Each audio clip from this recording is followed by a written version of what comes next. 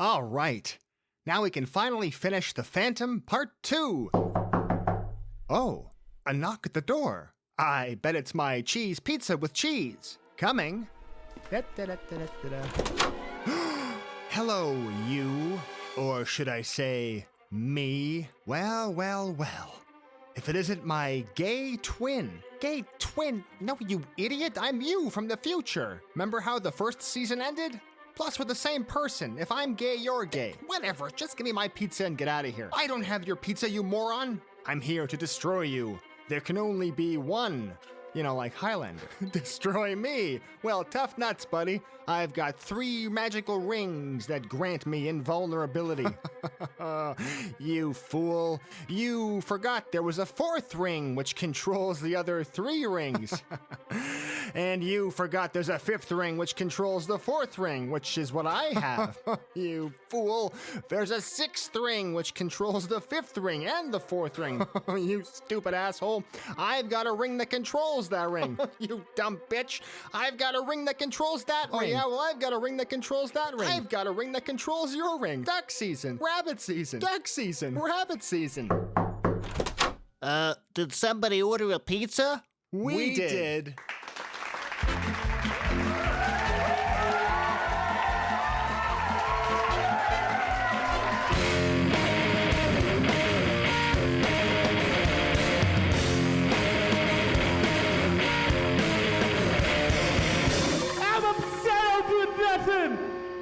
At this point, the film slows down.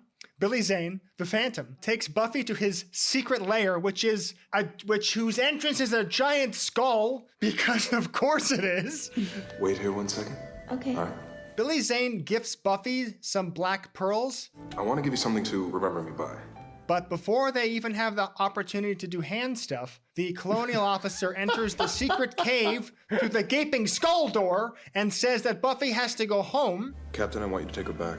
Wait a minute, that's it? You're just gonna send me away?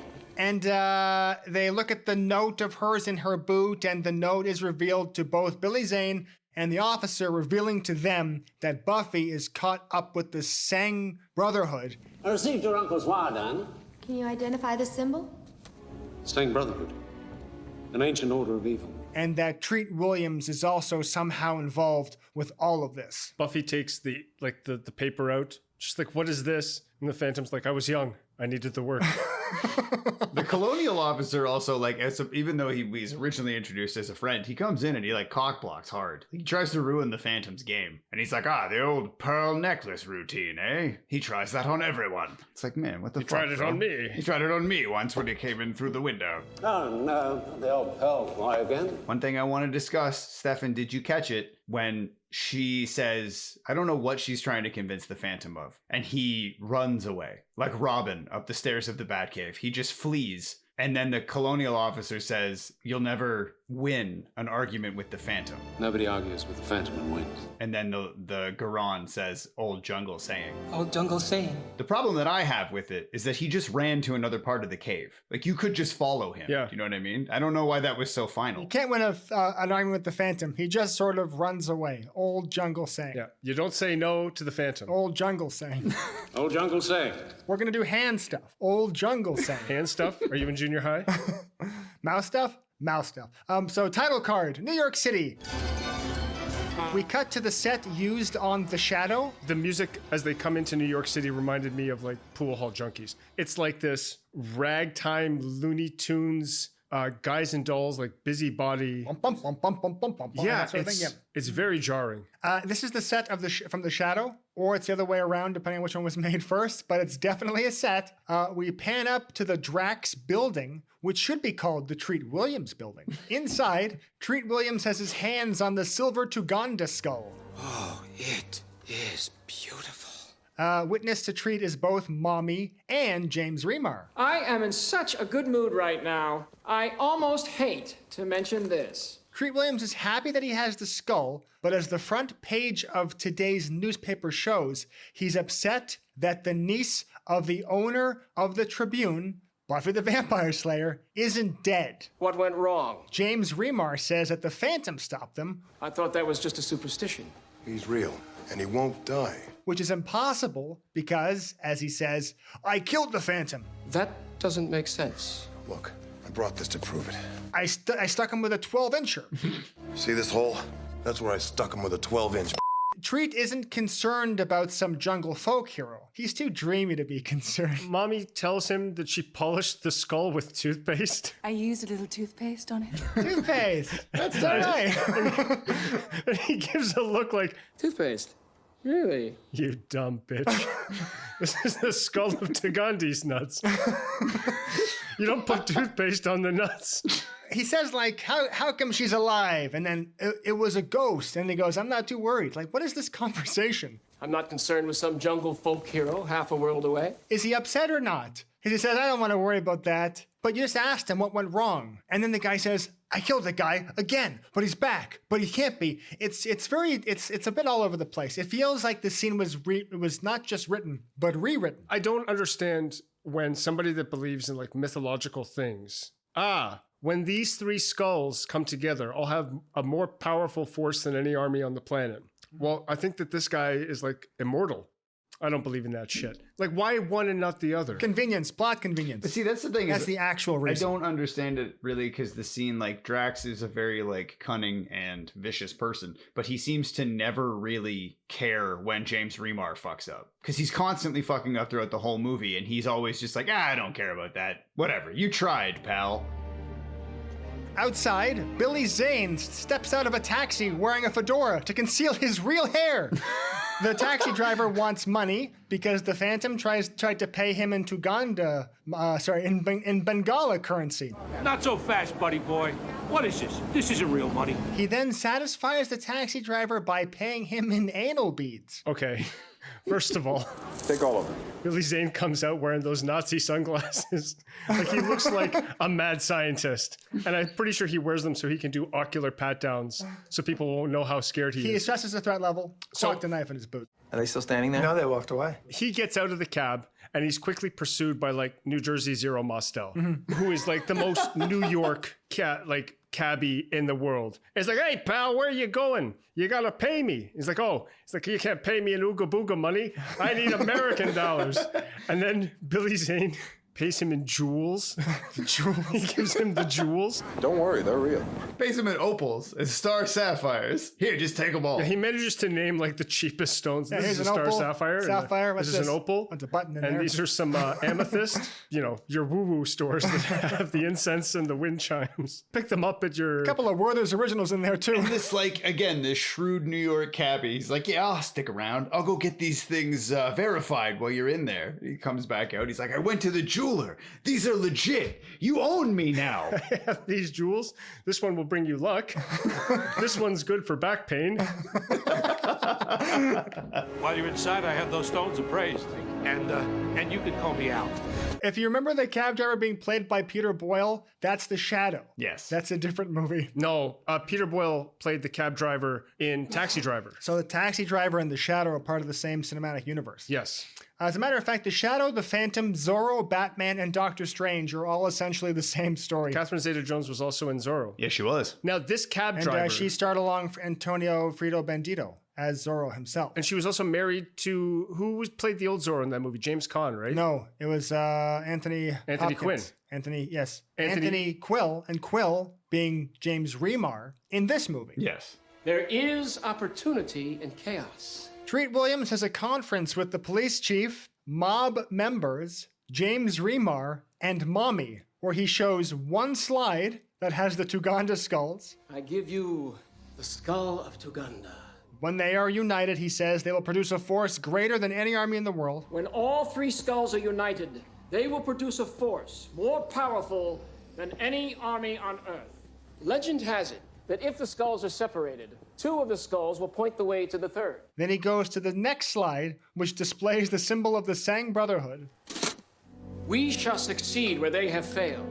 They're not working together. They just happen to be looking for the same thing. And then the slideshow ends, and everyone very limply applauds the very short, this demonstration. ancient slide projector has only like two slides. It goes left and right. Yeah. But yeah, this presentation blew my mind when he's like, the skulls, when put together, will harness an energy that I can use. Thank you for your attention. Yeah, and then but there's a title card at the end too with his company on it. It says like Drax Enterprises on the end slide. This has been a Xander Drax production. Now, he's giving the presentation to the mayor, the police chief. No, just the police chief. Okay, so the police chief who already knows what he's doing. Yeah. Yep. The two mobsters who apparently also know what he's doing because they're keeping tabs on Buffy. Yeah, Ray and Charlie. Mommy, who's already in on it. And James Remar, who's already in on it. Who's this for? Is this for us? I know what's going on. The movie's treating me like an asshole. No, it's for Drax. He's so excited about this shit that he just wants to show everyone his new toy, even though they already know what's going on. He's like a child. Who's wandering into the middle of a movie. No, this is his special interest. Skulls. So he's autistic, is what you're His saying. slide machine has also been rigged up with like razor blades. I can't see the skull on the wall. Try the focus knob. Lean closer. I love that because it reminded me of like being a kid and doing a presentation at school, not being prepared. Like, Drax, you got to give a presentation to everybody about these skulls. It's like, well, I don't have any time. Count me out. One of the mob men, he stands up and says that all this jungle stuff goes against his Catholic sensibility. Sit down, Ray. The only power I believe in comes out of the barrel of a gun, not from some jungle souvenirs. This mob guy, he says that he and his entire syndicate are out, meaning that he is the leader of a mob syndicate, and that earlier this mob boss was spying on Buffy when he should have just hired or forced one of his underlings to do it. Well, every once in a while, you know, you want to go out and you want to have fun yourself. That's what he's doing. Yeah, and I mean, frankly, I think that kind of hands-on attitude, like I think the loss of that hands-on attitude is what eventually led to the mob going under, you know? I think if more people were like that, it'd be better off. Okay, Ray, that's how you feel about it. Treat Williams, he's not amused by this, so he throws a decorative spear into the back of the mob boss, which kills him instantly. And it is actually quite ironic because the mob boss said that he only believes in the power of the gun and he doesn't believe in this jungle stuff. And then Treat Williams throws a decorative spear, which is the traditional weapon of both Africa, India, and Asia.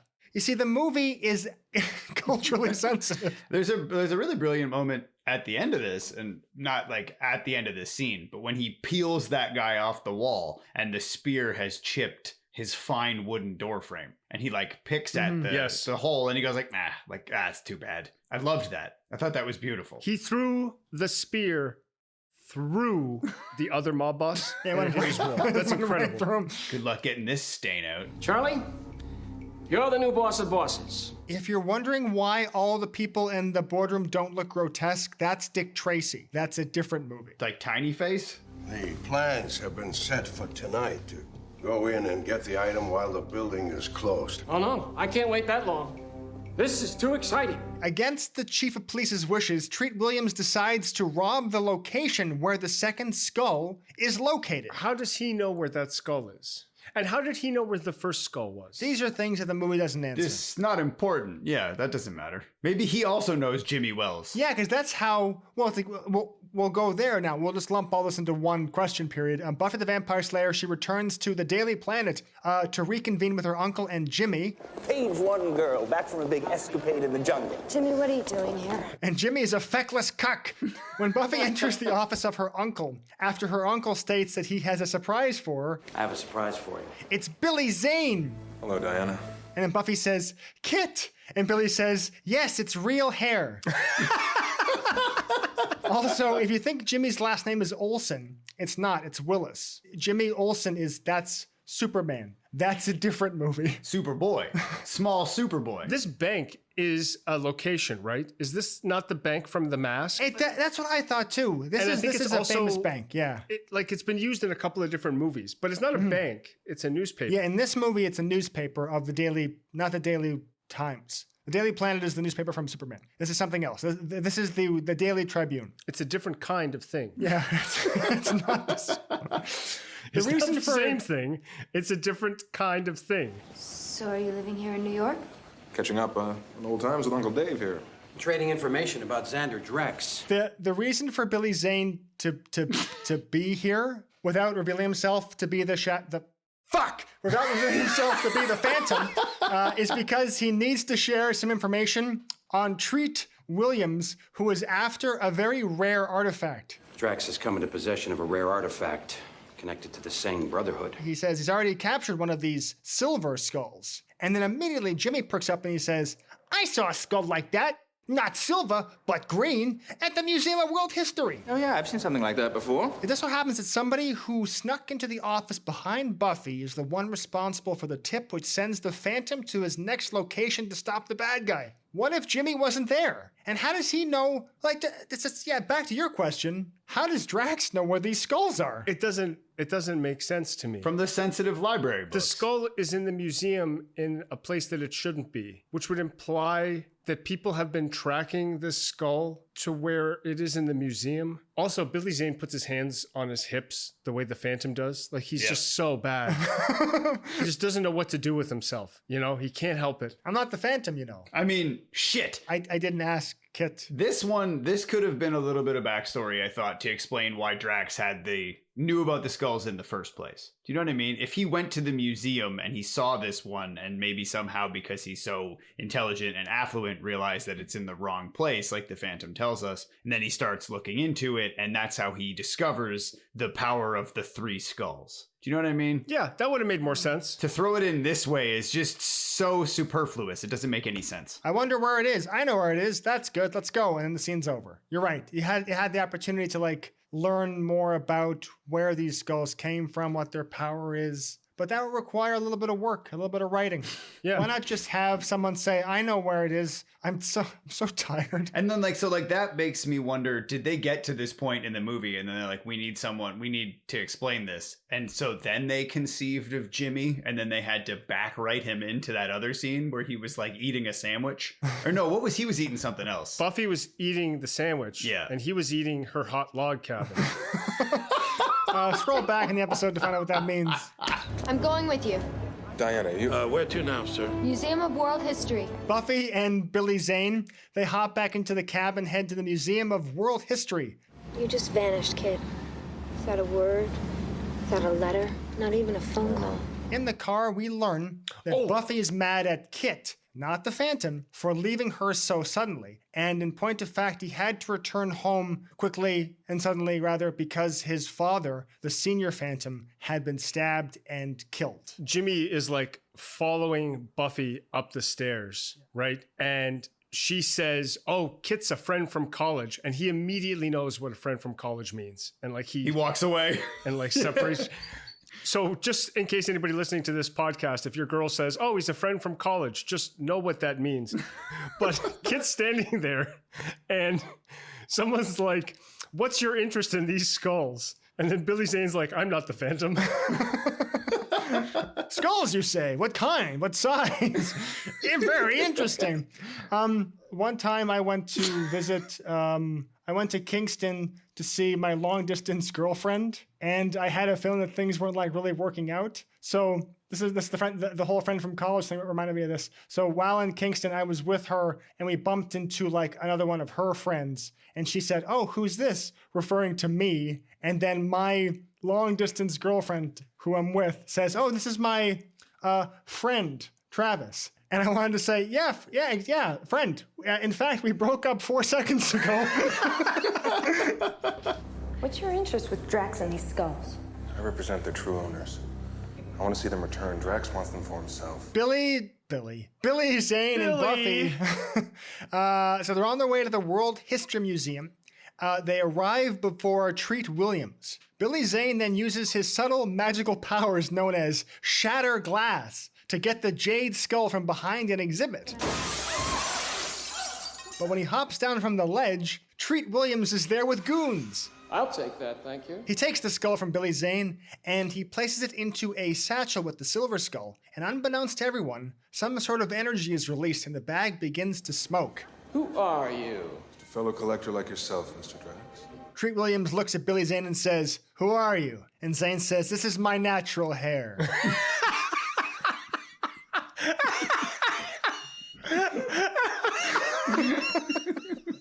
Sorry.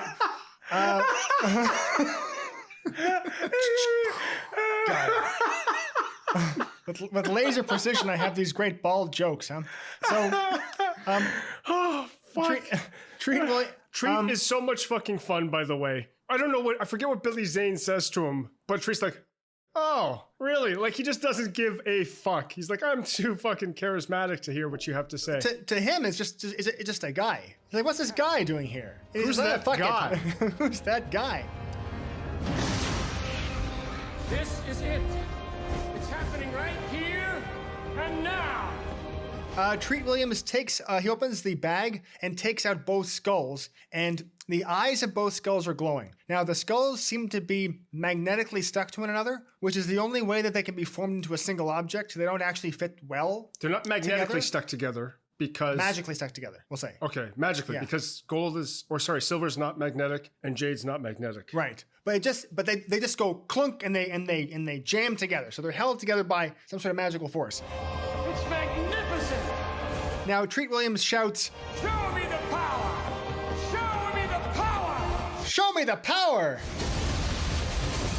And then all of the glass around him, I won't say shatters or explodes, because I think the charges that were planted on the safety glass, they failed to create the necessary awe. So I'll just say the windows collapse a little. And then Treat Williams marvels and goes, wow! Until the two skulls use their eyes to shoot laser beams that converge at a single point on a map on the wall. The middle of nowhere squared. It's an island. The Devil's Vortex. Why? It is an island. What happens? It's Little St. James. It's Little St. James. What happens if there's no map there? No, okay, so this is what I was thinking too. I was like, what were the skulls going to do if there wasn't a map? And I think the reason that they started smoking and activating was because they knew there was a map in the room. Oh, okay. But the problem, though, is that I don't know if the skulls knew the age of that map because it's the Museum of World History. Maybe it was an ancient map. Yeah. And maybe the point that they were pointing to was different than the point it would be now. Well, it might have been, but also older maps are notorious for being completely out of, just wrong. Yeah, just wrong and out of scale. Did you know that sometimes map makers just drew an island and said, wouldn't it be great if there was a thing here? And then now we have to deal with that. Is there something there? No, I just sort of made it up. Do you know how many uncharted islands there are around here? I don't know, 2, he said with his fat hog. So Treat Williams and company, they kidnap Buffy and Billy Zane, and they take them back to Treat Williams' offices. What's your name? Why do you want that skull so badly? Thought it'd go well with my drapes. Treat Williams wants information, and then when Billy Zane acts all aloof, Treat has his henchman punch Billy Zane right in the stomach. You're very cute, Mr. Walker. Fortunately, I have a cure for that. Stop it, don't hurt him. Which almost knocks his real hair right off his head. Buffy pleads that they not hurt Billy Zane, and then Treat says, what do you care? Why, Diana, are you sweet on Mr. Walker? I thought your true love was swinging on a jungle vine somewhere. Buffy asks him how he could have known that, and then Mommy, from the other room, gets off the couch and says, I told him. I did. Sal's got all the latest gossip on 2 continents. And then the 2 women, they bicker over who wants that stinky purple penis more. Buffy's wearing a ridiculous, Peter Pan hat. I don't know what the costume choice was for some of these characters, but I didn't like it. It made me look at her head. Yeah, she's dressed as a Boy Scout. This is great. You're going to probably say it, but Treat says, take Billy Zane up to the roof and, convince him. Would you please show Mr. Walker up to the observation deck and make him talk? And it just means kill him. And Mommy's like, save the body for me. Because she wants to necrophile it after they're done killing him. I claim the body when you're done. They're trying to sell it so hard. Yeah. That both Buffy and Mommy are so into Billy Zane. One so much that she's okay with having sex with his dead body. Yeah, which is odd because, and spoiler alert, Catherine Zeta-Jones's character turns towards the light side of the Force. And if you're going to have her become a hero later on, you shouldn't have her say save the dead body for me. She should have said nothing. Well, the turning point is in the cab or the car later on when Buffy says, why do you have to be so mean all the time? And then and I said, stop it. Let her be mean. Yes, She I can want be her as mean mean. as she wants. As soon as I saw this woman in this movie, I was like, man, Travis is gonna love this chick. I watched Mortal Kombat 2 with Stefan, and they recast Sonya, and it's the wrong kind of woman. Wrong energy. She looks happy, and her face doesn't look like she's always mad at me. I'm mad at you. Mad at the audience member. Mad at anyone in the audience. It's like that Ivana Humpala to suck you off from the James Bond movie that like kills men with her legs. Yeah. Oh, She's yeah. got like that. That's Femke Jensen, isn't it? Once I check these coordinates, we will know the location of the third skull. Treat Williams instructs James Remar to take Billy Zane onto the roof to make him talk, which, like you said, just throw him off the roof if he doesn't cooperate. Well, that's what I understood it to mean. Go make him talk. It's like, I don't care what he has to say. Just kill him. You see, but he's okay with gouging out people's eyes in his office. Why is he? He's not afraid of a little blood To give in the Billy office. Zane The opportunity to escape. Yeah. That's right. Sorry. See, I thought it was because he was saying to James Remar, like, go hang him off the side of the building and make him talk, like, legitimately, not just kill him. I thought he actually wanted the information out. I don't think that he cares. I really don't. Because then Treat Williams takes out navigational chart and says, "All right, let's find the third skull, everybody." Yeah, like it. Well, He let's all already work knows together. where the third skull is. Yeah, So what difference does it make? What? Yeah, the lasers pointed to where. Yeah, I suppose that's true. Where, to where to go. Yeah. Okay. Lasers. So on the way up the stairs, What would happen if I plug this skull and put your phone number into it, and then the laser pointed at a map? What's that fat guy's name? Sorry. John Don Johnson. John Don Baker. Ron Bon Weasley, yeah.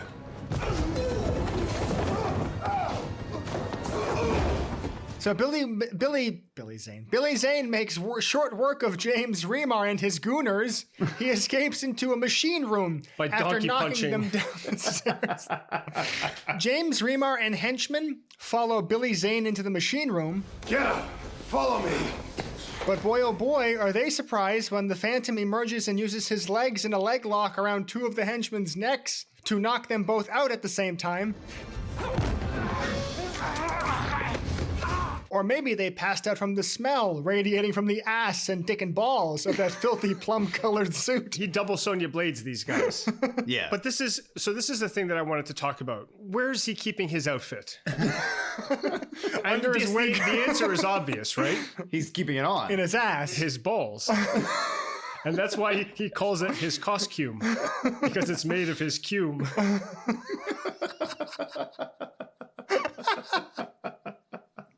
My face bones hurt from laughing so much. James Remar, he runs out of the room and thwarts Billy Zane completely by closing and locking the door behind him.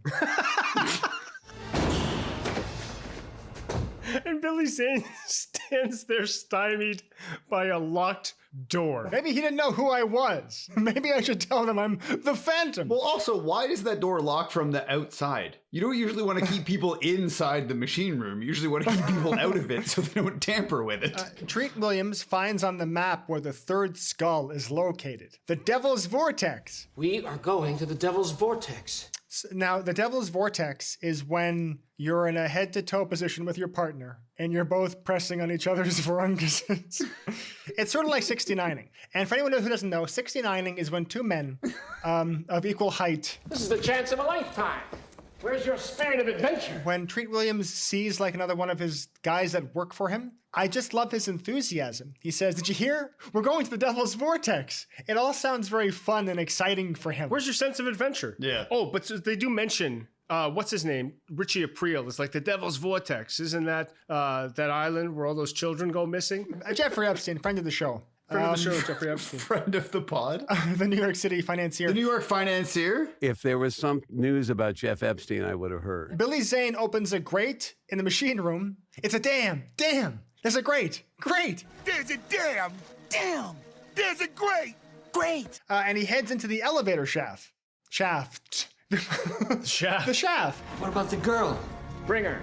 She's our Phantom insurance. The chief of police, bought off by Treat Williams, arrives as Treat Williams and company are leaving, with Buffy the Vampire Slayer as their prisoner. I made all the arrangements. You're getting a full police escort. Excellent. Have you heard the exciting news? No. We're going to the Devil's Vortex. The police chief informs him that he'll have a complete and full police escort to where the plane is taking off. Phantom's in the building. What? I saw him with my own eyes. Alert your officers. Just then, James Remar arrives to inform Treat Williams that the Phantom is somewhere in the building. And this really bothers me because he says, Treat Williams says to the security people, "There's a madman on the loose. Keep your eyes peeled." And then the guy in charge of security says, "Is there anything else about this person that you should know?" "Nope, nothing comes to mind." "You don't want to mention the purple suit?" "No." That's the first thing I would say. Billy Zane, he rappels down the elevator cables using his pistols as barriers between his soft human skin and the metal wires. He then climbs out of the elevator just in time. He almost loses his arms, just like Michael Ironside. "See you at the party, Richter."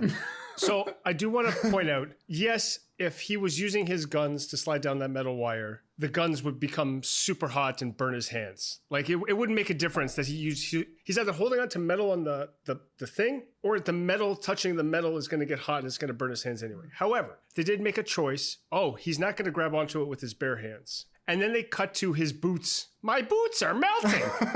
"My shoes are melting." Like they do show that it's hot. And, it's not like when Bruce Wayne slides down the ladder 60 stories. Yeah, with his bare hands. Yeah. At least, there was an effort. They did notice it. They're like, yeah, we get it. I want to say, amazing elevator escape. He slides down and then climbs out of the elevator shaft. He doesn't land on top of the elevator as they're descending and they're firing through the roof of it, and then some guy climbs up and they have a fight. It just seems that they go downstairs and so does he. As a matter of fact, they move pretty leisurely. He could have just taken the stairs, and I don't think, or rather, he could have just taken an elevator, because nobody stops him. There's no sense of urgency. Like, what did you say, Stephen? Shouldn't they be acting? Shouldn't they be, moving around quickly or something? Yeah, they should have the business. They should be more frenetic with their running around. Yeah, more looking around, looking over their shoulders. I do love that he uses his guns for everything. Because Batman would have, a special thing. You know what I mean? He'd have his belt where he'd have something to get down the elevator shaft. Phantom just has guns. And the Phantom uses the gun as a complete weapon. Yeah, exactly. He studied the art of gun kata. Yeah, everyone else is sleeping on so many things about the gun. Like, you only think that the gun can shoot, but the gun does so much more. The gun kata treats the gun as a total weapon. Treat Williams and company take their leave with a police escort. The Phantom tries to hop into a cab and have it follow Treat Williams. Follow that car. Take my money, but don't hurt me. Al, take it easy. I'm a friend of Kit Walker's. I need your help. No. But the police try to stop him. The Phantom then does an actual impressive stunt, and the guy in the purple costume, he runs across the hoof. I hit him in his, we hit the deer in his paw, what do you call it? He runs across the hoods of moving vehicles, and it's a guy running across the cars are moving, he's running across, and I actually thought that was really fun and exciting. Come back here! Good thing they stopped it right away, because I was getting too joyful. It was getting too good, yeah. He then commandeers a police horse and makes an escape through Central Park and then hides in a zoo. There's two cops. They're both old, but the one cop is evidently 60 years old and it's his first day on the job, because he goes, "What's back there?" And the guy's like, "The New York Zoo." You fucking idiot. What cop wouldn't know where that is?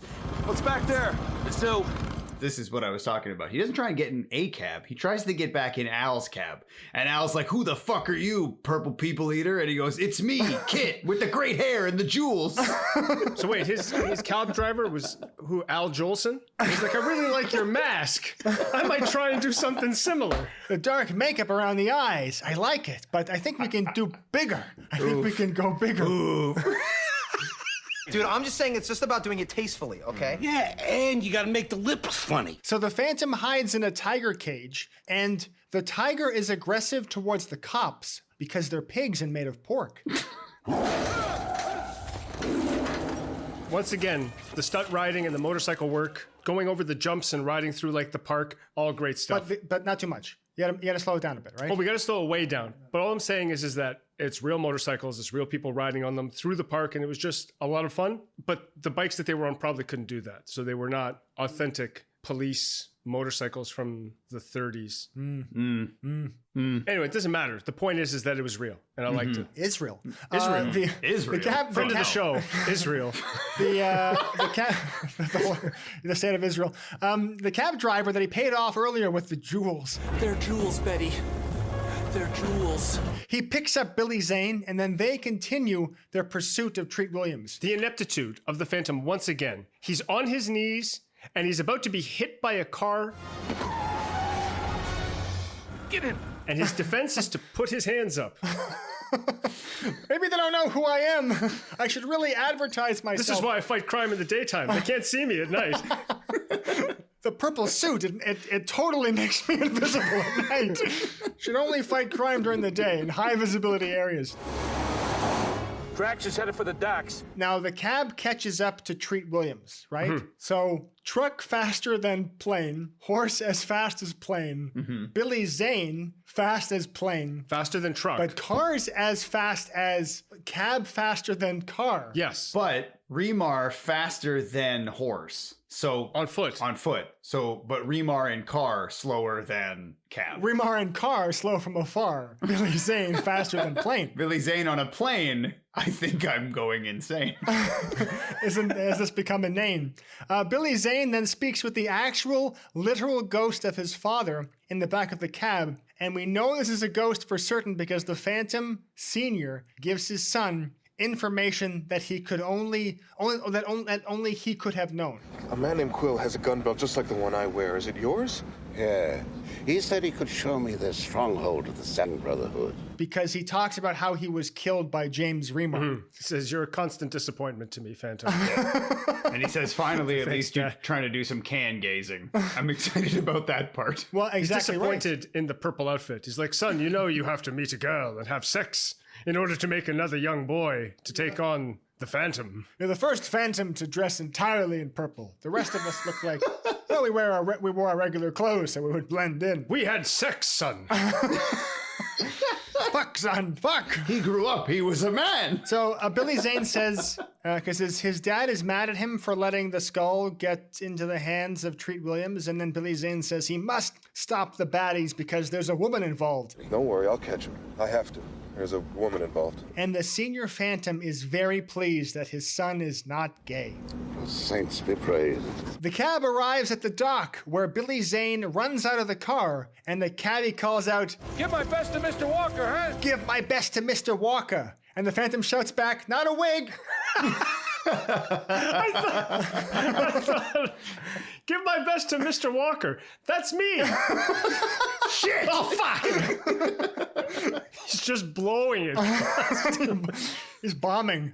Just the Phantom's bombing, eh?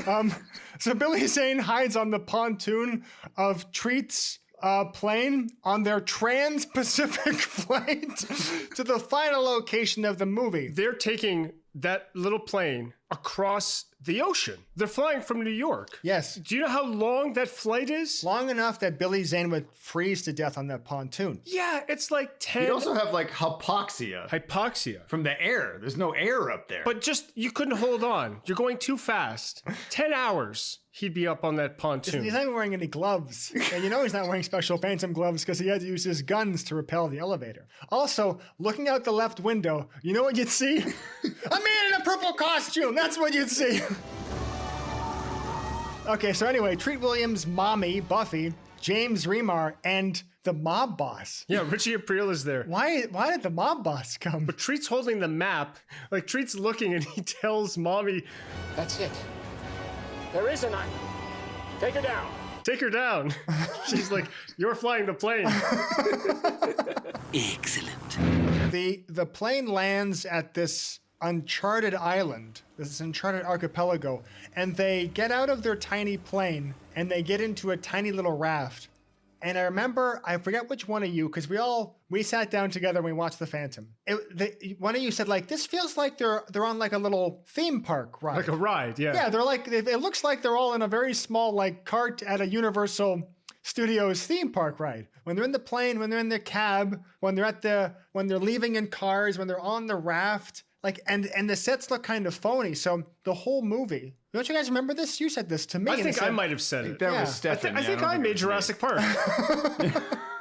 Yeah, it does have that vibe to it. It's got like the Jaws ride. Yeah, where nothing much happened. And then occasionally, like the Jaws ride stops, and they say, "Look out over there," and then the animatronics move, and you go, "We got to get out of here." And then you feel the heat from the fire, and you go, "This is really this feels expensive." But again, they're actually somewhere. It's nice. It's quaint and fun. Yeah. And it's cute. Now, Eric, this is the part where you said Billy Zane comes out of the water. Yeah, he comes up looking like he just took just roasted a whole bone to the head, because I think they might have made him do a couple dozen takes in the salt water. Can you explain what roasting a bone is? It's smoking a marijuana cigarette. Yeah, it's when you roll the marijuana up and smoke it like a cigarette. Wow, you're Mr. Manager. I was gonna smoke the marijuana like a cigarette. Treat Williams and Company, they row their little raft to an underground structure hideout within the structure of the mountain or some structure. We're so close now. I can feel it. And here we learn that this is the hideout of the Sang Brotherhood, whose party members jump Treat Williams and Company once they disembark the raft. Let's get him! Are you going to talk about one of the best lines in the movie? History is about to be made, and you're all a part of it.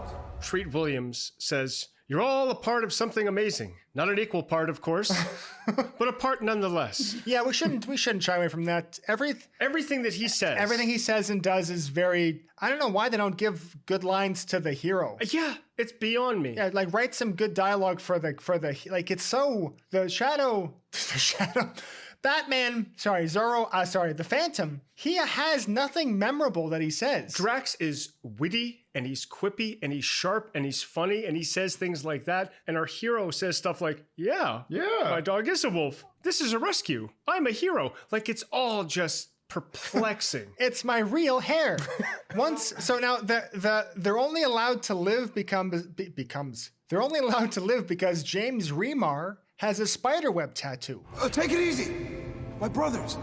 Stay calm. He's a member of the ancient order of the Sang Brotherhood. Why do you call us brothers? We too are members of the same brotherhood. Go figure that one out. The pirates escort Treat and Company to the inner structure of the larger structure, which is actually a pirate ship. Come with us. Billy Zane, he's not too far behind. He has guns drawn, and he's skulking like a big purple loser. Now, the pirate ship headquarters is actually within a ring of water that is patrolled by dangerous sharks. And I mention this for no reason in particular. Do you guys like the Universal Pirate set? I love it. I did, yeah, I liked it quite a bit. The levels, it's all levels, you know what I mean? There's sharks, it's got everything you need. It also appears to be a boat inside a building, inside a cave. And they say that it's underneath the ocean surface. The water. Yeah. Yeah, it's underneath the ocean. That's a good layer. And the ship is also part of the rock. Yeah, right? Yeah, if this were a ride, this would be a really fun ride. Yeah. There'd be stunt guys falling off all those different levels. Now, I don't think it's the Sang Brotherhood. I think it's the Shang Brotherhood, because the leader of the pirates underneath the water's surface in this volcanic island is Shang Tsung from Mortal Kombat. Your brother's soul is mine.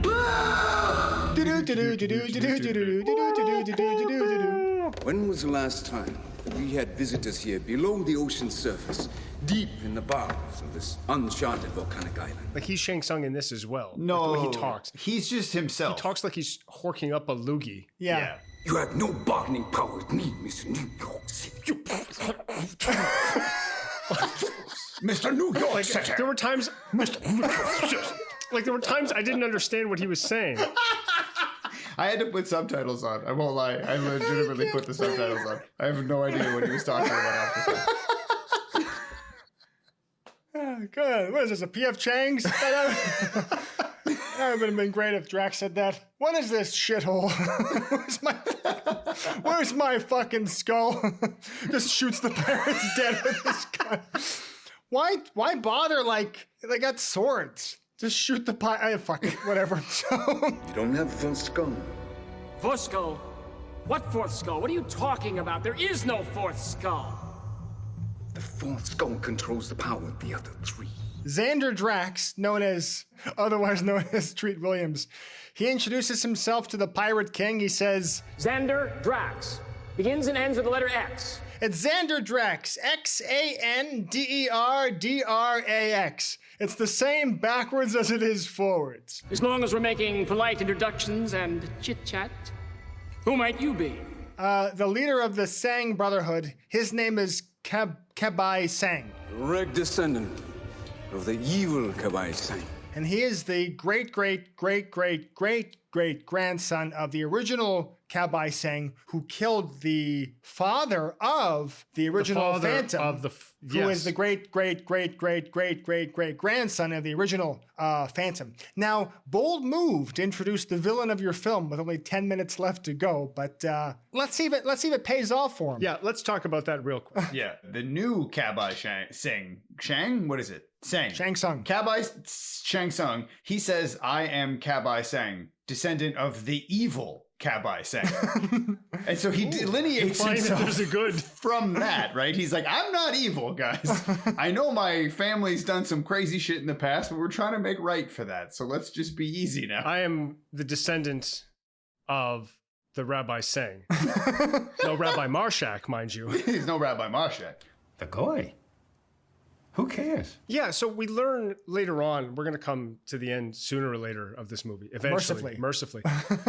But yeah, so he's sworn to avenge his great-great-great-great-great-great-grandfather, who was murdered by the pirates, and devotes his life to fighting piracy. So this is the villain. Yes. Kabai Sang is the bad guy to the Phantom. Yeah. I guess that also means that every single iteration of the Phantom before Billy Zane failed to kill any of the original Kabai Sangs. Yes. Yeah. Because otherwise, then the vengeance would be over. So for 400 years, the Phantom failed to kill that one guy. Or what if like Kabai Sang, like the original Kabai Sang was just like a Genghis Khan and he was just having children all over the world. So there's like... Pillage what I pillage. You'll eat who I eat. Defile what I defile. Treat Williams presents the 2 skulls that he has collected in an attempt to make a deal with the Sang Brotherhood. I really wasn't in the market for a partner, but it seems to me that we have a mutually beneficial situation here. That they will work together to do... crimes. What are they going to do together? I don't know what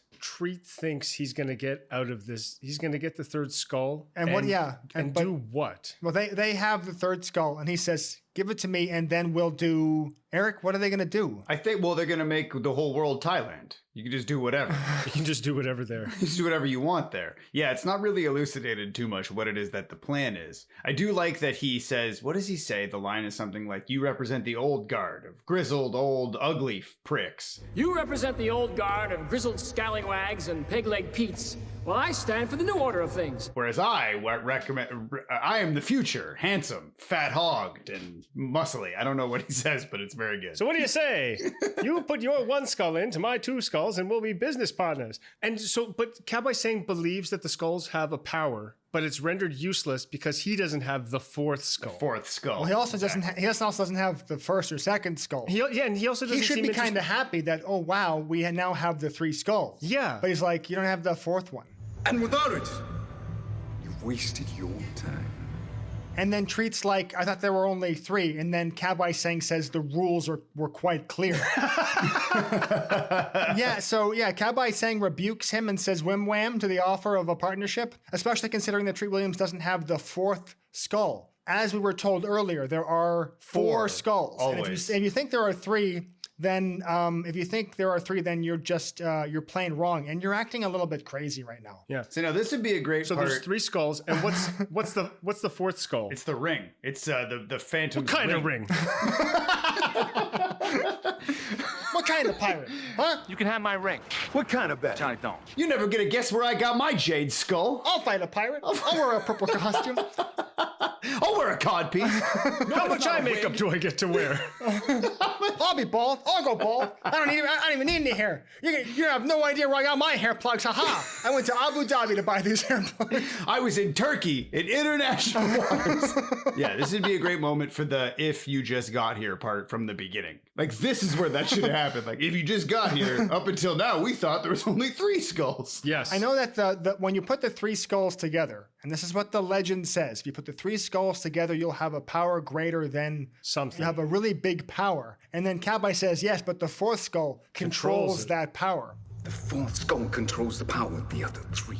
What is the power exactly? And what does that mean to control it? Because we saw the skulls shoot lasers. Yeah, we're going to learn that the power is laser. Yeah, it's just a laser beam. In Epstein's book at the beginning, when he was reading it, we saw 3 skulls. There was no drawing of a ring. So no one knows this except Kabai Seng. Yes. Yeah. It's very clear that the book and the shadow The book and the Phantom only know about the 3 skulls. The dad doesn't know about the skull either, the 4th skull, even though he gave the ring to his son. Yeah. He doesn't know because there are only 3 skulls, and Cowboy Sang says there's a 4th skull. It's because he rolls up. I got the 4th skull. You fool.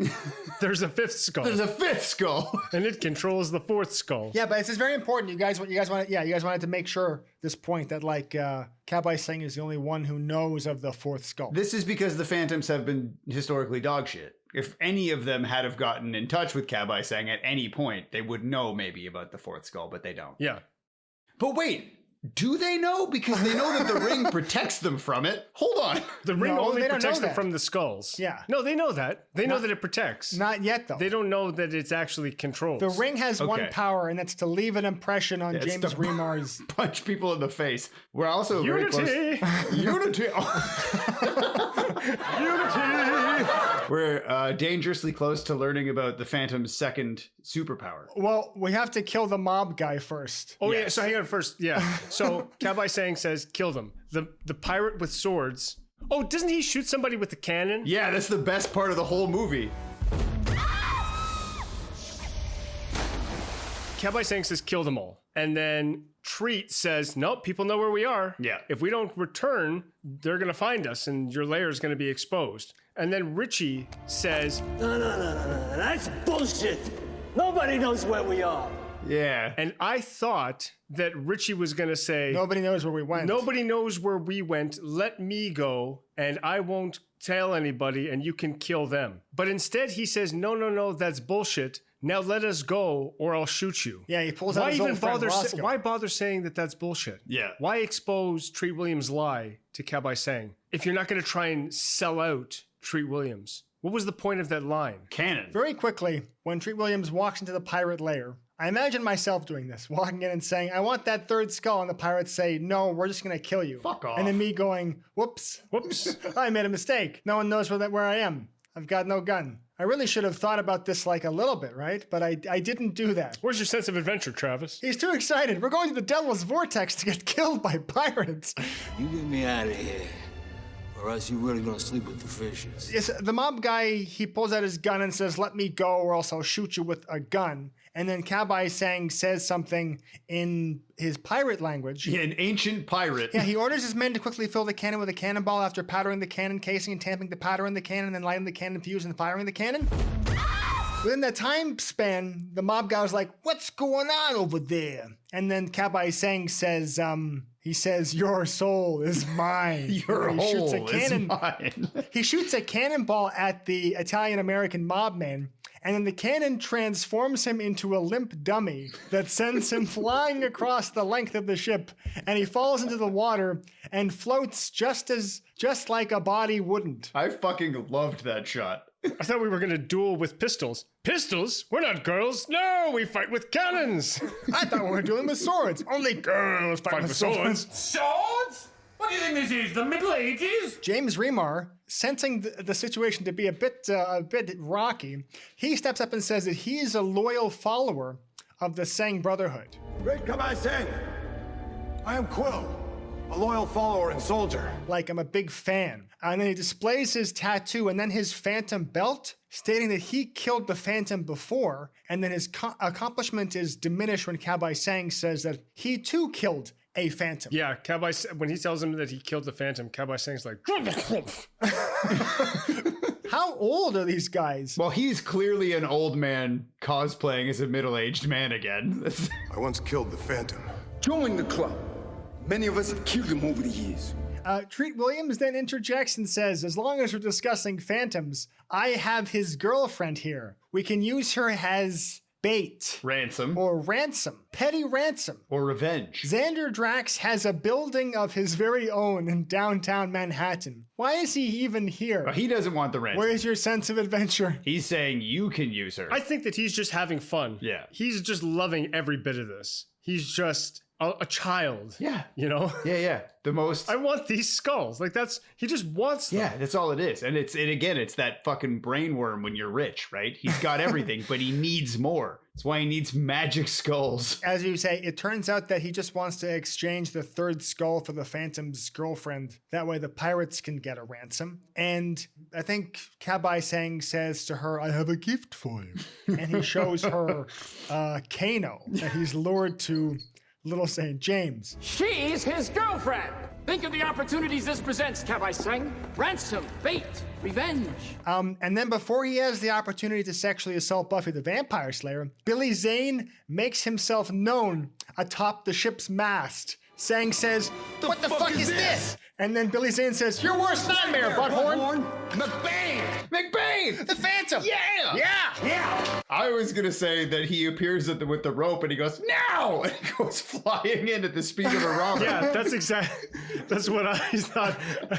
Because when I watched it with Mary Rose, I was like, he yelled Kabai Sang before he swung in. And what he should have yelled was, now!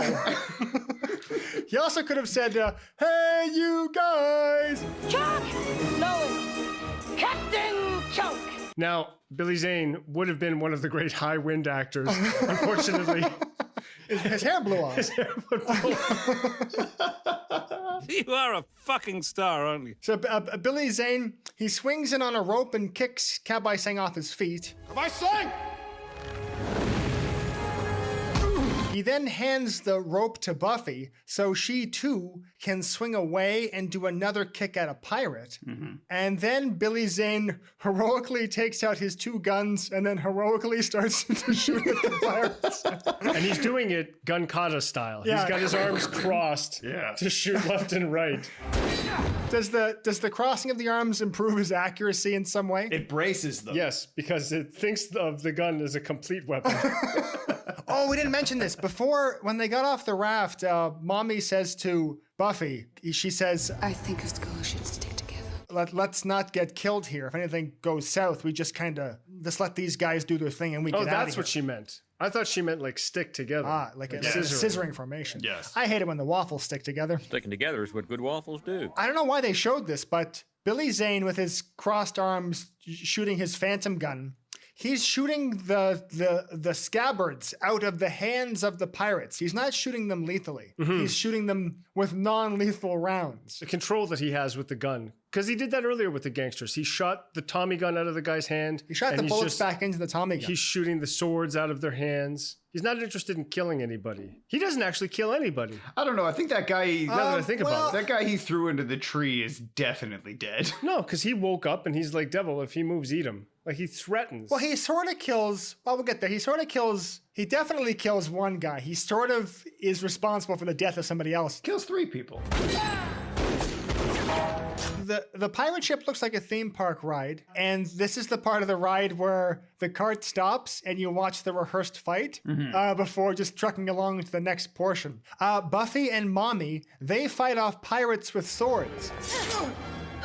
Once Billy Zane is out of ammo, he starts to use his fists. And then at one point, he performs a headbutt maneuver, and the motion of his body and how the shot is framed, it looks, what's the word? Oh yeah, stupid.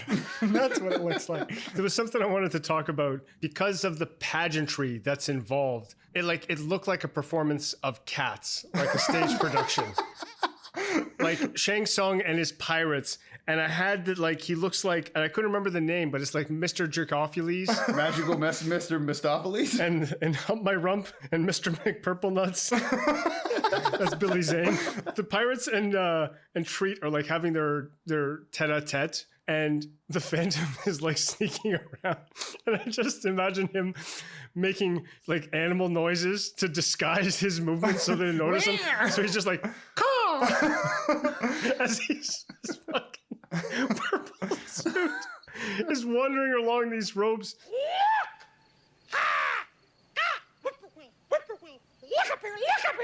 So yeah, Treat Williams says to James Remar, "Run away," as the fight scenes happen. I run away. And it reminded me of Bernie Hudson from Congo. Run away. Run away.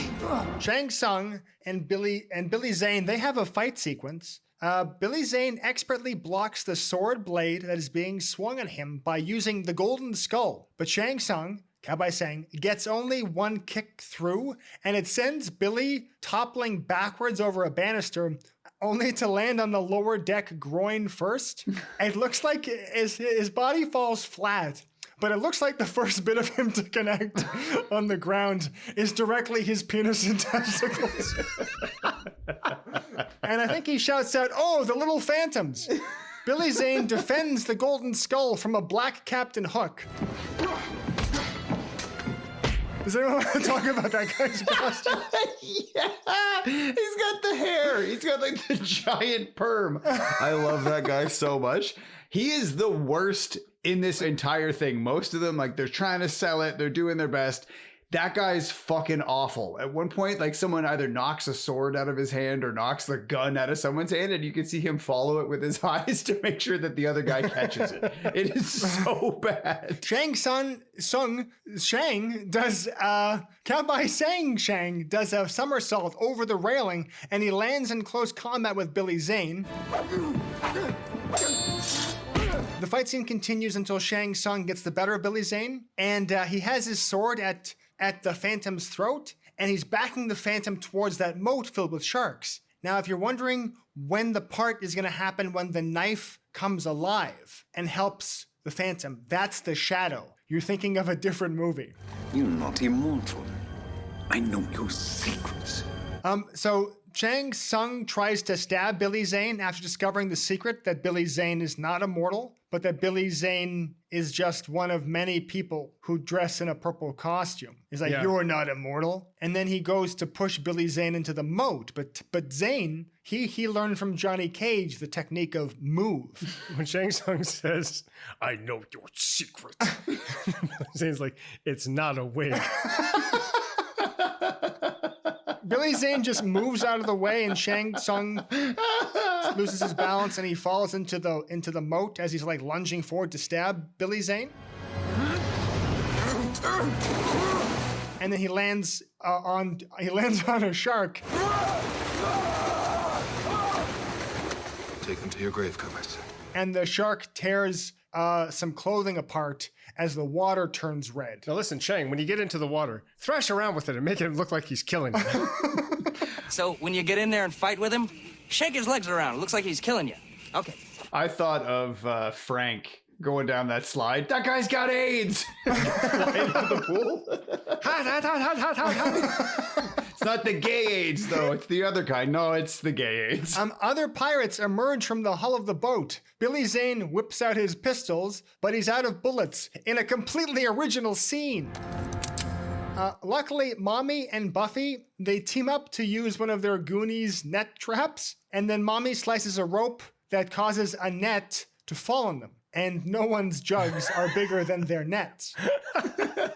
When Cowboy Sang falls in the water and Billy Zane's like, he's like, "I know your secret." And then Billy Zane's like, "Take him to the grave, communist." You commie. But yeah, she cuts the rope, the net falls. And then later, like, they're running and then they go through the door and then Billy Zane, like, looks at Mommy and then she cuts another rope and then makes the door. I thought she was just going to keep cutting ropes. Yeah, that's what I said, too. Like, you probably should stop cutting those ropes. Like, do you even know which rope you're cutting? It might be attached to something kind of important. Rope after rope after rope.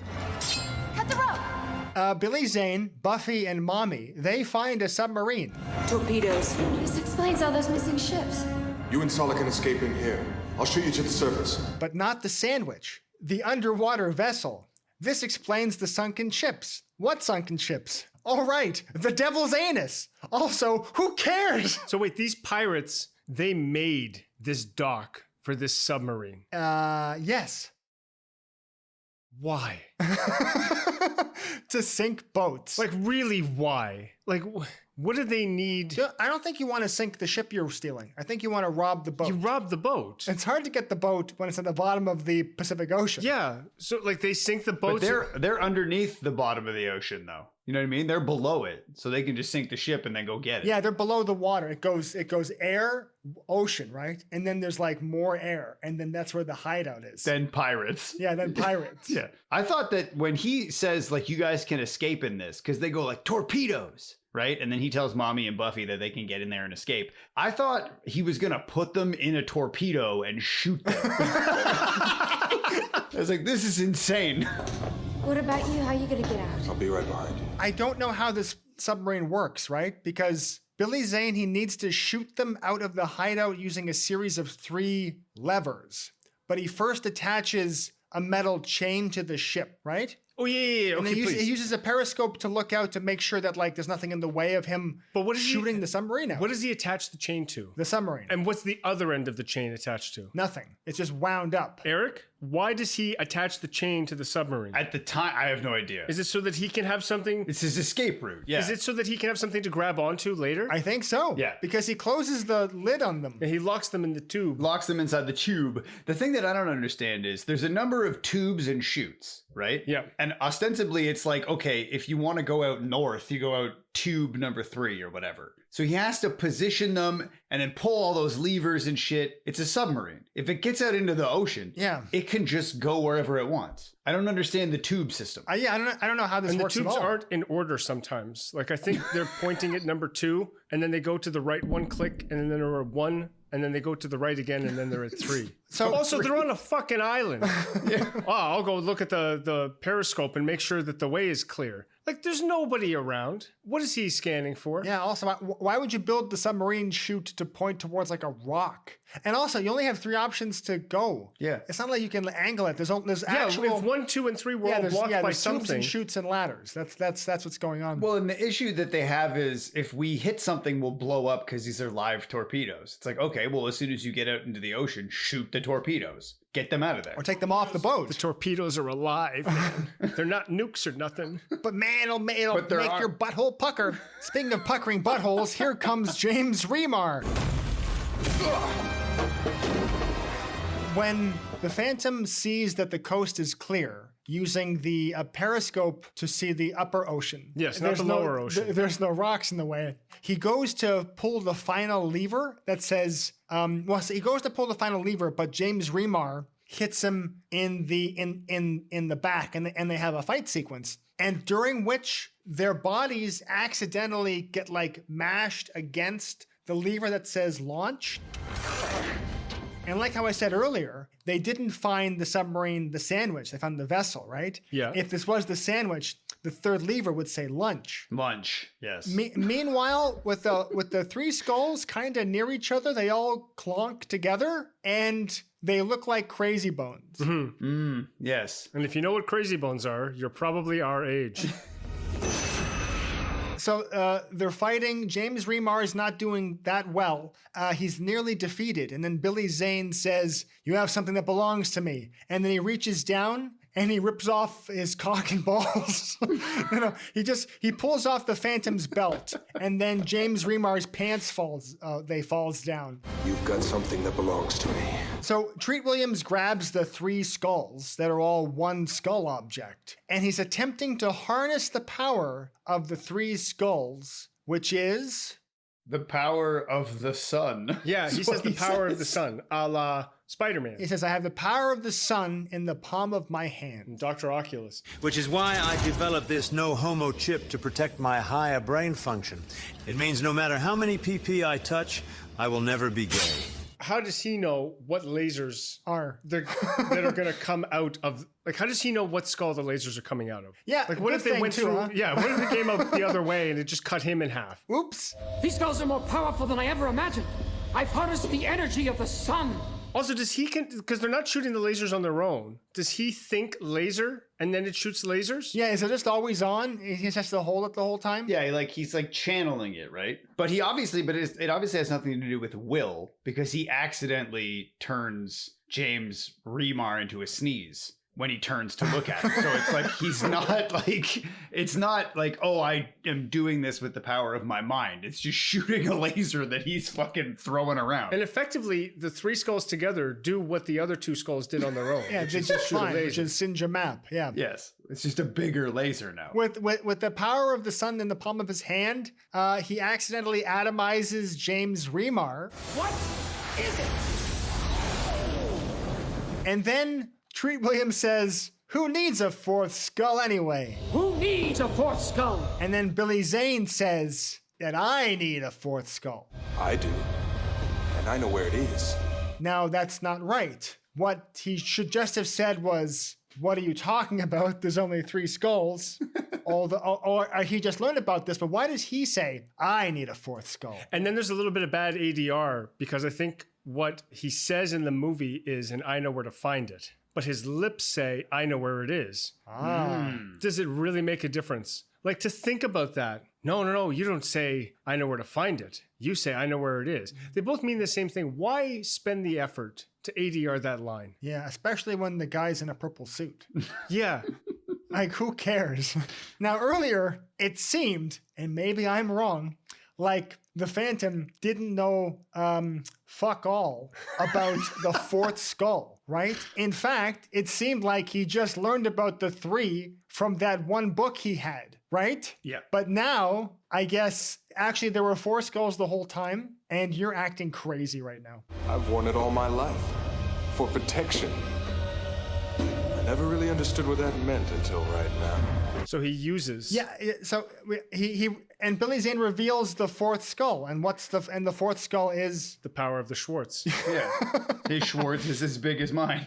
Hate it when I get my Schwartz twisted. Like, why isn't the 4th skull like a skull of equal size? Why is it specifically a ring? Why isn't it his codpiece? That would have been better. Just so everyone's clear, the ring that he's always had, the ring that left an impression on James Remar's head before he was turned into dust, that's the 4th ring, right? It's smaller than and doesn't look like the other 3 skulls. Correct. So there's a silver skull, a gold skull, a jade skull, and then another silver skull, but smaller as a ring. Mm-hmm. Yeah, and it looks like a ring that you would buy in like a silver tray at a motorcycle show. Yeah.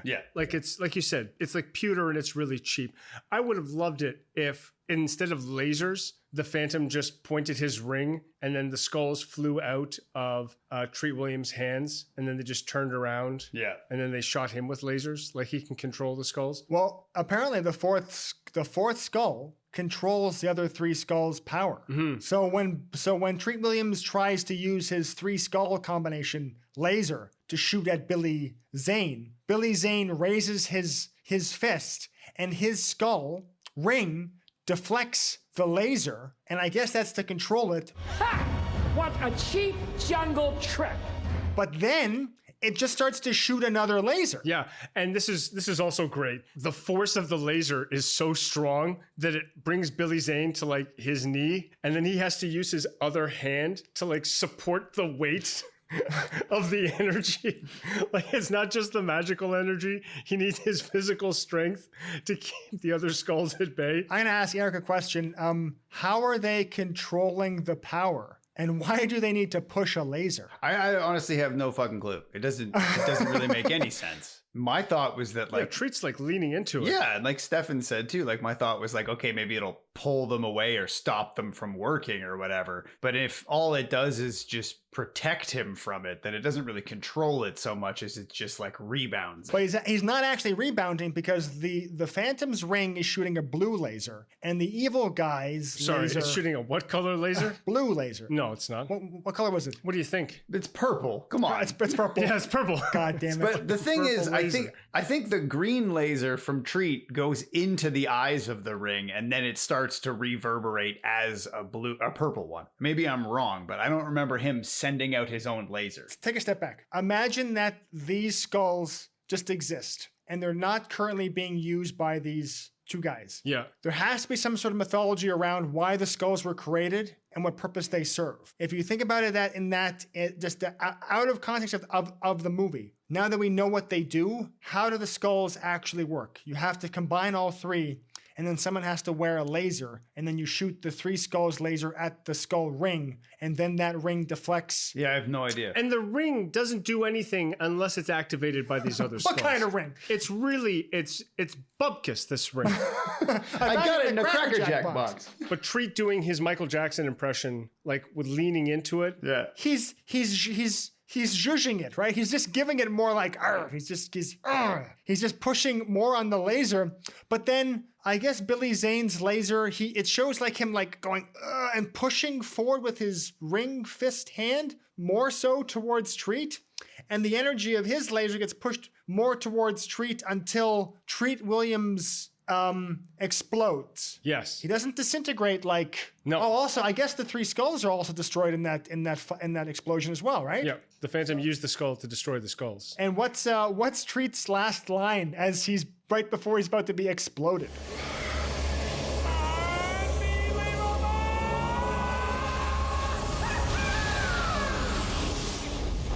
Unbelievable! And then he screams. And him saying unbelievable, I would have to agree.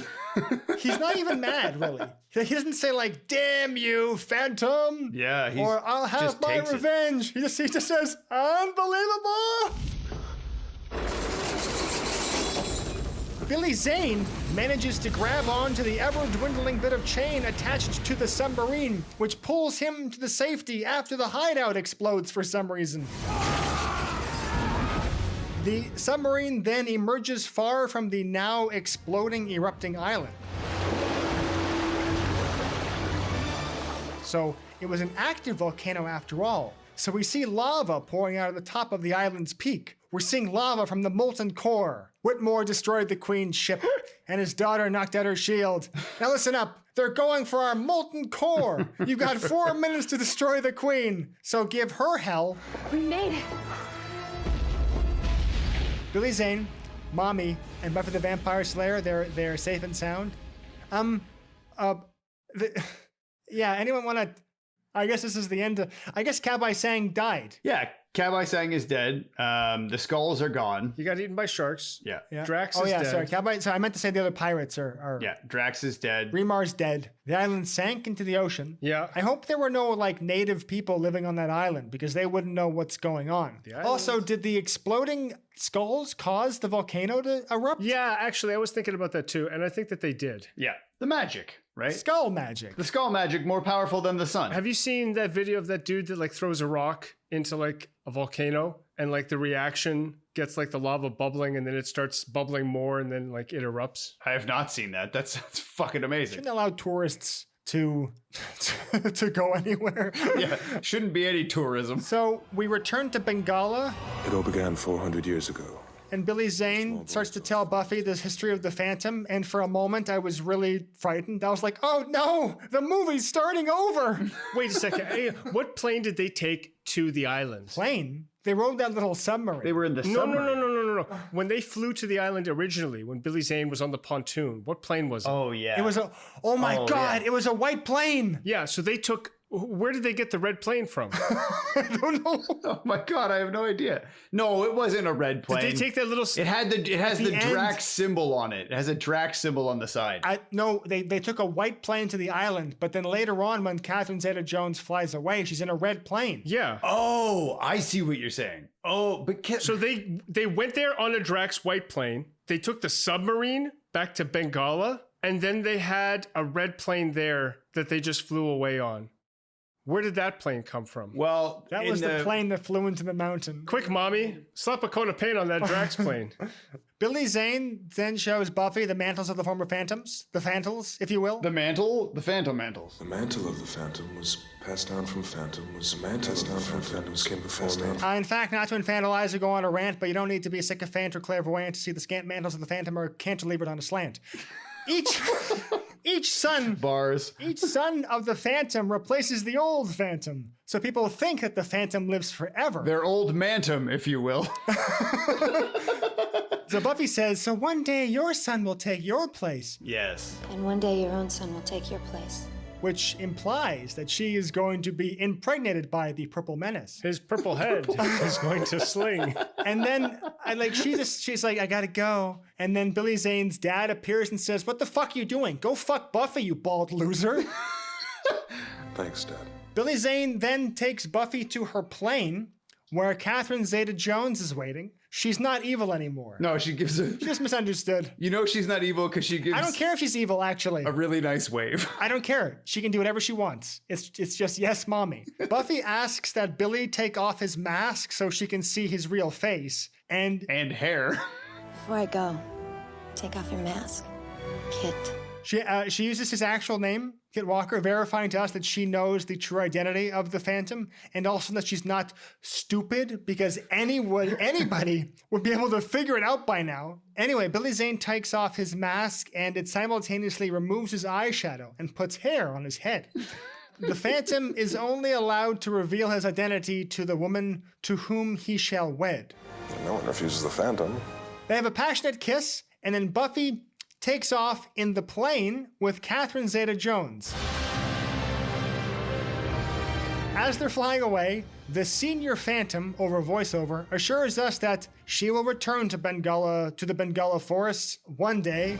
Leave it to my son to let the perfect woman slip right through his fingers. And then Buffy looks down, and even though she is hundreds of feet in the air and traveling as fast as a plane can travel, she effortlessly spots the Phantom on his horse because he's in a fucking purple costume. Fade to black, cue the credits, get the fuck out of the theater.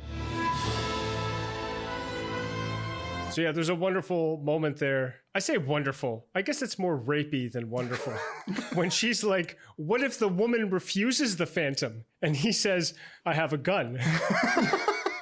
No one refuses the Phantom because of the implication.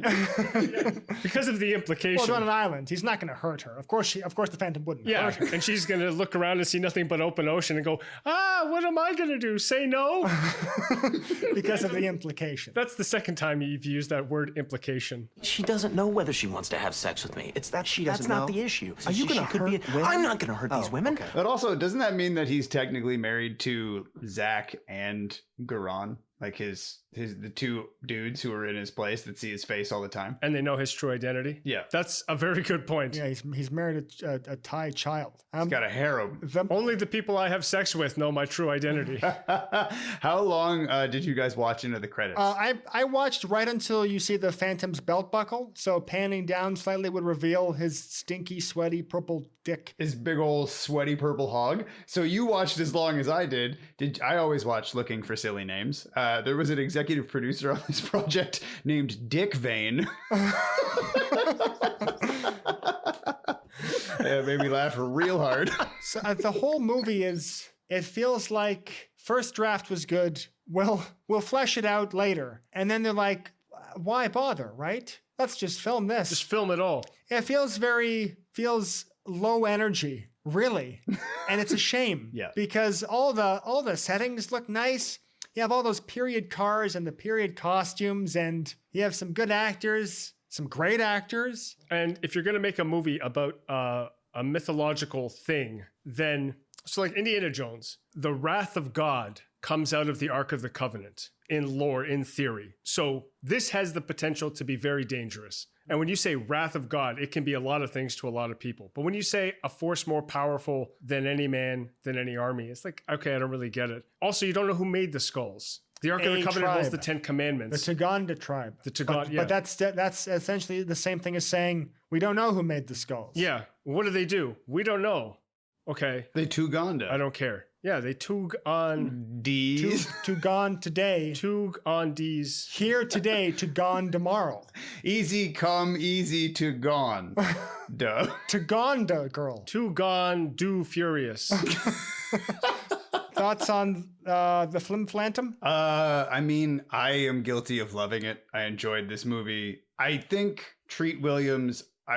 I've said before that I will forgive a multitude of sins for Jeff Goldblum. I will do the same for Treat Williams. I find him to be a very compelling actor, and I do find it sad that he wasn't in more. I think If I try and like empathize with this, I guess maybe just the Phantom isn't an exciting character to write, because it does really seem like they had the most fun and put the most care into Drax. Yeah. And if we had have had more effort put into the hero, I think this really could have been like a top shelf superhero movie, especially because it's not a mainstream superhero. And I think that's usually kind of interesting for people. I think that they tried too hard. Okay. And I feel like, so you have a superhero in the jungle with pistols. Travis, what's the actual lore of the Phantom? Like, did you look it up at all? Because I didn't. I looked up a little bit of it, and it's essentially this. He stops piracy, and the Phantom was stranded on an island, and then each successive generation takes up the mantle of the Phantom. So yeah, it just needed to be fighting a pirate. That would have been enough, you know? But because they tried too hard, we have to have like Indiana Jones style traveling. Yeah, they needed to have like globe trotting. Yeah, we had to have if they had just taken that story, put the same energy into a smaller story, it would have been better. They have too many ideas. They have too many things that were already popular at the time. Indiana Jones being one of them. And also like the entire revenge portion of the script wasn't... Yeah, it doesn't need to be revenge. I forgot. I'm supposed to avenge my great. It's too far removed to actually have like a meaningful reason, a meaningful urge to actually get vengeance for your great grandfather. After 400 years, do you feel affection for your great grandparents? Like, if you really want to know how to do the movie... No, and if you go back far enough, like, you're going to find out that your great-grandparents were, like, Nazis. Like, you don't want to go eventually too far back. And see, that's probably why Shanghai Shek leans into it so much, because it's like, my ancestor was evil, right? It's like, we have to say that, whereas everybody's would be. Yeah, so I say, run, don't walk. To see the Phantom in theaters. Run at the speed of a horse, which is faster than a plane. I was just going to say, when I first started watching it, I thought it was 2 hours and 40 minutes long. And I was like, you gotta be fucking kidding me. It's a little too indulgent. They just spend a little bit too much time on everything. Yeah, and it felt like they spent not enough time on anything. I don't need to see how the Phantom gets on the boat. You don't need to have the Phantom hanging on to the plane. Just the plane's taking off and the Phantom is onto the pontoon. Then just cut to them landing at the island. I think that Drax should have started the movie with 2 skulls. And James Remar comes and he steals the last one. So now the Phantom has to figure out what the skulls do and then get that one, stop that one from getting back to But then Drax. he has to not have the ring. Yeah, or something like that. Exactly. Tell you what. Whatever. You know what I mean? Maybe that's part of it too. Replace the Goy, James Remar, with the Rabbi Sang. Make Sang active in the story. Yeah. And then, what's up with Drax? Nobody knows. And then Billy Zane finds out about his connection to the pirates. And then he finds out that the pirate and Drax are after a skull. And then he can be like, skull, And then he remembers a story that his dad told him about the skull ring. He's like, I wonder if there's any connection to that. And then there's a little mystery involved. Here's my pitch. Yeah. Kabai Sang and the now modern brotherhood of the Sang clan, they want to grab all 3 skulls, and they get the millionaire businessman who has connections in Manhattan. They get Xander Drax to get them the skull so they can use it as a weapon. In doing so, Xander Drax learns about the skull's powers, and they form a weapon that they start to use against the people of the city. And then the Phantom has to uncover a way to fight this awesome power. There's a legend of a powerful ring that he has to go find. So he travels across the globe in search of this other powerful thing, tailed or followed by Xander Drax. Kabai Sang has an island of boats that he sunk and kidnapped children, right? And they kidnapped Drax as well. He used to be like he was on one of the boats. So you're saying that... And then they have this island of... Oh, okay, no, go on, I got you. Then they send Drax to New York to play pretend as a New York financier, right? Yeah. And then he has all of his wealth and fortune from these pirates. He's the arm of the pirates, of the... Yeah, he's the face. He's the face of the Sang Brotherhood. He's the face of the Sang Brotherhood in New York. Hey, face! Hey, face! And then he shoots his own henchman and crashes the plane. I like that. That's pretty good. I'm going to give this movie 4 skulls out of 3 skulls. Eric, what do you rate The Phantom? On a scale of 1 to purple, how throbbing are you for The Phantom? On a scale of 1 to purple, I'm gonna give this a Jaleel White because he played Urple, and that's almost full purple. So I guess 6 out of 10 Urples. Stefan, how many strands of hair do you give this movie? I guess I'm gonna give it 10,000 strands of hair. Someone else's hair, though. I'm gonna give it. I just got that. How many toupees are you gonna give this? I give 2 out of toupees.